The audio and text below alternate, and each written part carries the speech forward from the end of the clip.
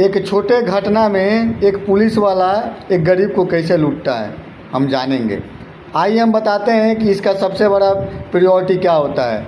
जैसे ही गया आदमी बोला कि सर ऐसा मामला था, छोटा मामला था, हमारे साथ लड़ाई हुआ, इस मामले में ये है वो है, मतलब उसने बताया। और उसके बाद देखेगा कि इसका स्ट्रेंथ कमज़ोर है तो वो बोलेगा कि दो पैसा दो और आपका जो दरख्वास्त है उसको मजबूत कर देते हैं, बड़े साहब को दिखाएंगे, थोड़ा सा और पैसा दो। ऐसे पुलिस वाला लूटते हैं। अब देखो न्याय की प्रक्रिया क्या है, मैं बताना चाहूँगा।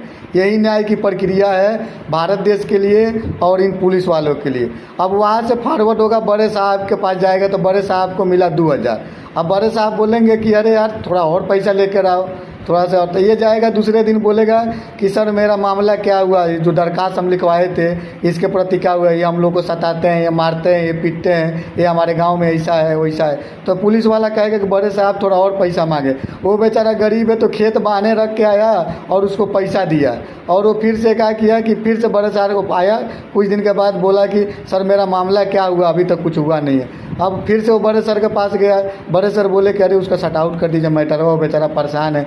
वो बोला नहीं बड़े साहब और पैसा लेंगे कि ताकि याचिका बड़ा हो और न्याय प्रक्रिया अच्छा हो और वकालत में जाने के बाद जज लेंगे, जज साहब कराएंगे काम। अब वो गया बेचारा, बकरा बकरी भैंस जो भी बेचारा अपना व्यवसाय रखा है वो बेच के आया, फिर पैसा दिया। अब क्या हुआ, चार्जशीट फाइल हुआ। अब चार्जशीट फाइल होने के बाद कोर्ट तक मैटर गया।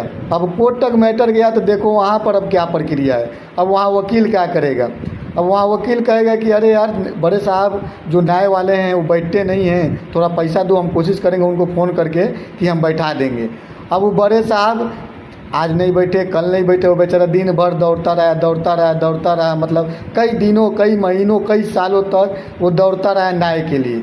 इधर वकील वाला यही कहानी बोल रहा है कि भाई पैसा लाओ तब बड़े साहब को देंगे, तो बड़े साहब। ये तो भारत की एक प्रक्रिया है, एक न्याय प्रक्रिया है। देखो एक छोटे लोगों में, बड़े लोगों में क्या है कि कोई भी न्याय की प्रक्रिया तुरंत इसलिए सुनी जाती है कि वो एक्शन ले लेंगे, उनके घरों में कोई अच्छा पोस्ट पे अच्छा कोई पुलिस वाला ये है।